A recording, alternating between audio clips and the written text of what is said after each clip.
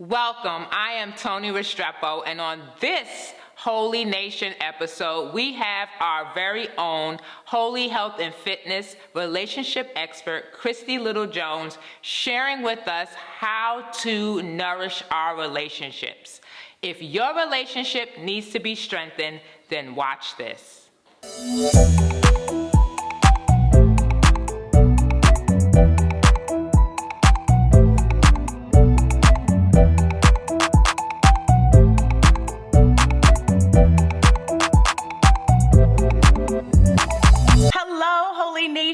Welcome. I'm super excited that you are here. Today, I am talking to you about relationship nutrition. Now, like our bodies, we need to nourish our bodies in order for them to operate and function properly. So the same thing goes for our relationships. So I want you to imagine what would happen to your body if you did not have any carbohydrates, no fiber, no protein, no fat.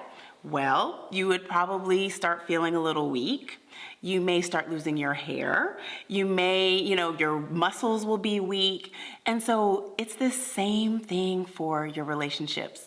If you don't nourish your relationships, guess what? You're looking at having a relationship that's weak, that is tired, and lacking luster. And so I want to give you some really simple ways to nourish your relationships and really give them the nutrition that they need. The very first thing is to pray together daily.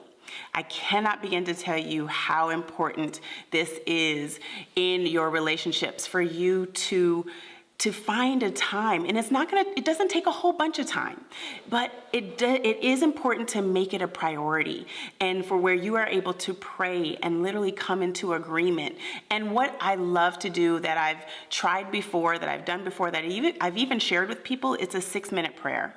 And so you have 1 minute each where you literally are praying just in general. Then the second minute each is you are praying for what you are really repenting for. And then the third minute each is where you pray for each other.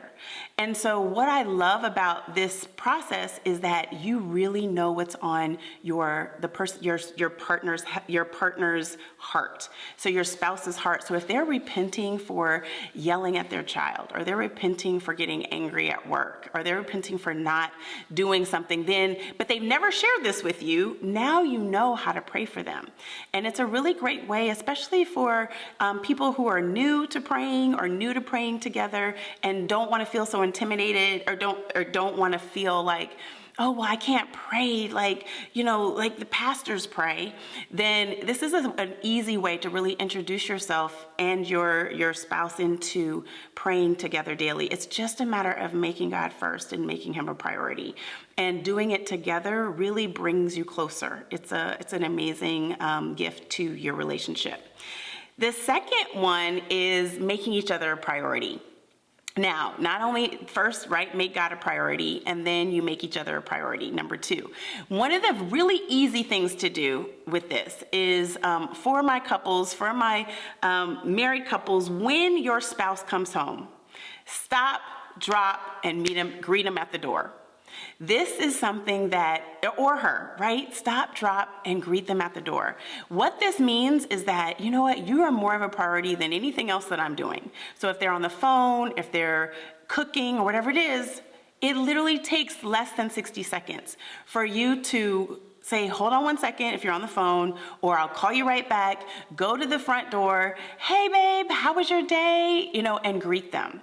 It really does make a big difference. It's something really small that can really make them feel like, wow, they stopped everything to greet me at the door. And so what happens is when you start doing that, and let's just say you get caught up, a lot of things going on, they're going to start missing it. Hey, you didn't greet me at the door, right? And so making them a priority is so important, and being intentional with it is important as well. And so number 3 is one of the things that I love, men are like waffles, men are like spaghetti. This is a concept in relationships that really help you to understand your significant other. Now, what does that mean? Men are like waffles. So the way God designed men are very compartmentalized. So they like to complete a thought, complete an idea before moving on to the next one. So, they have the talk shows where they have 4 or 5 women talking at the same time about 5 different topics. Like, we as women, we can follow that. We can understand that. Whereas oftentimes with our men, they're like, wait a minute, you're talking about too many different things, and it really can be frustrating. So when you understand that your significant other, your spouse is really compartmentalized, you can talk to them about one thing before moving on to the next thing.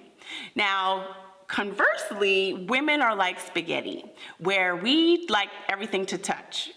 Everything that we do is a journey, and we want to talk about, hey babe, how was your day? Well, let me just tell you about mine. Well, I woke up this morning, and then I realized that I had to call the bank, but then I was on my way to the post office, but it was before I went to work. And then I wanted to, then I remembered that I needed to call my mom, but I wanted to send her flowers. Like, they're like, what? So they're back at good morning, babe, right? So because we like the journey, that's why women oftentimes say, oh, what did you do today? Oh, I went to dinner, with some of my boys. And then they're like, oh, well, really? Well, what did you eat? They're like, why does it even matter? Who cares, right? But we care because we are like spaghetti. Everything touches. We are about experience. We're about the journey. And that's sometimes why communication in male-female relationships can be challenging, because we don't understand each other. We don't understand that, okay, let me talk about the kids first. Then I'll talk about the bills second, as opposed to blending them all together. And really, I know for me, my husband is like a deer in headlights, especially in the beginning when we first got married, because I was talking about 5 different things at the same time. So men are like waffles, women are like spaghetti. When you understand that they're compartmentalized in the way they process, you can communicate a little more effectively, a little more efficiently in your relationship. Now, we all know that communication is a staple, like fruits, vegetables, carbohydrates, grains, and fat, fiber. Communication is a staple in your relationship. And so it's important to know how to communicate with whether you're married, whether it's with your girlfriends or whatever relationship it is. It's important to know how to communicate. If you don't know how to communicate, it's gonna not be nourishing. Really, the relationship can starve, actually, if you're not knowing how to communicate or really wanting to learn how to communicate. The other, number 4, is knowing the person you're in relationship with, knowing their love language. Now, this is an amazing concept where it was discovered by Gary Chapman about 20 years ago, where he did this quiz called the 5 love languages. And so he founded these 5 love languages that everyone, from even your children, really learn how to experience love and give love. And so when you understand people's love languages, you're able to love them in it. The 5 love languages are physical touch, acts of service, gifts, quality time, and words of affirmation. And so when you take this quiz, that asks you some different questions about, you're gonna think it's kind of weird because I ask the same question over and over and over again, but it really does spit out the way that you receive love and give love, technically, right? And so what I think is really fascinating about this concept is that people love the way they want to receive love. So if you're in a relationship and you receive love by physical touch, but they receive love by gifts, if you're wanting to hug them, hold their hands, sit next to them, and they're like looking at you like, right? But they receive love through gifts. And gifts is where, really thoughtful ways of expressing yourself and your love through gifts is the way they receive love. So this is a an amazing way to really learn how to not only communicate, but really express love in relationships. This is, of course, going to nourish your relationships. Of course, it's going to help build healthy, strong bonds in relationship, because you're now giving them what they need to feel loved and fulfilled. Now, if you're in a relationship and you don't understand the person that you're with, their love language, you're going to get a relationship that is malnourished, where if you're constantly giving your love language, but that's not their love language, they're going to feel empty. And so I've experienced or had conversations with people in relationships where they did not know each other's love language. And when talking about, well, how do you feel? Do you feel fulfilled? Do you feel emotionally connected in your relationships?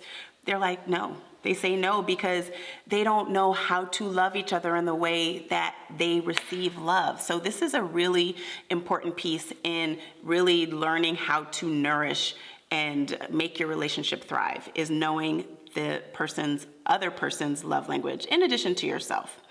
Number 5 is love and respect. Huge. So God says in his word that he says, husbands, love your wives. Period, right? Then he said, wives, respect your husbands, period. So when we don't, as women, respect our husbands, this is probably one of the biggest offenses in marriage that I can think of right in this moment, because oftentimes we think we have our own definition of respect, but it's not our definition that matters. When it comes to respecting someone, it's their definition that matters. So it's important for you to know what their definition is of respect. I'm going to give you a really quick example of, I was brand new, newly married within the first year.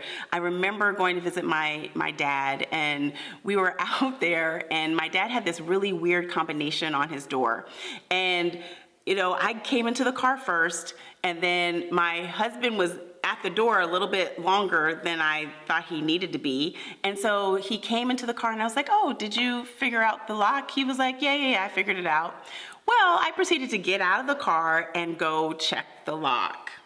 Well, it was in that moment that I learned what respect meant to him. And I completely had disrespected him by going behind him to check on him. But to me, I did not think that was disrespectful. So that is an example of, don't go by what you think respect looks like to your significant other, your husband, but to really understand what they view as respect. And conversely, guys, it's important for you to know how to love your wife and what love looks like to her. Not what love looks like to you, but what love looks like to her. Now, the same thing comes to even non-marriage or non-romantic relationships is, when you respect, and again, respect for men and love for women is key. So if you understand what that looks like and what the definition is for the person that you're in the relationship with, it is going to literally be food to that relationship, and it's going to help it thrive greatly. Now, the last point is for married couples, it's date night.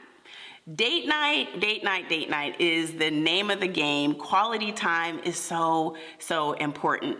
It is really critical for you to make it a priority. Put time into your schedule. If you need to schedule time to spend quality time with each other, having fun, being friends, doing things that you used to do before you got married, right?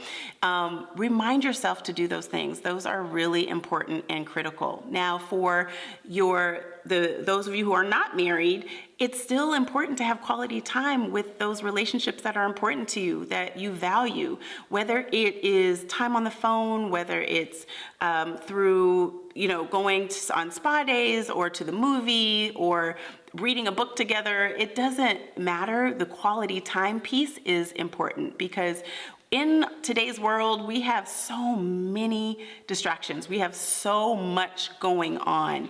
If these relationships are important to you, it's important that you make them a priority, schedule quality time into your routine, into your day to spend with the people that you love. So these are some of the really quick, simple, easy ways to really give your relationships the nourishment that they need, the communication, the praying together, the really understanding one another, and really making an effort in learning how to love each other really the way God loves you, because your relationships are so valuable. They are so important. And unless you make them a priority or make them important, they won't be. And they really will just shrivel away. And the same thing with your body. If you don't take care of it, guess what? It shrivels away and it becomes weak and tired. And so I really hope that these encouraged you today, and a really fun way to just infuse a little bit of health, a little bit of holy into your relationship. I know this information was a blessing to you. If you want more information on Christy Little-Jones and the Holy Health and Fitness program, please visit holyhealthandfitness.com. Remember before you go to check subscribe and to turn on your notifications so that you can always know when we are here with a new episode. Thank you so much for joining. Until next time, live whole, spirit, soul, and body.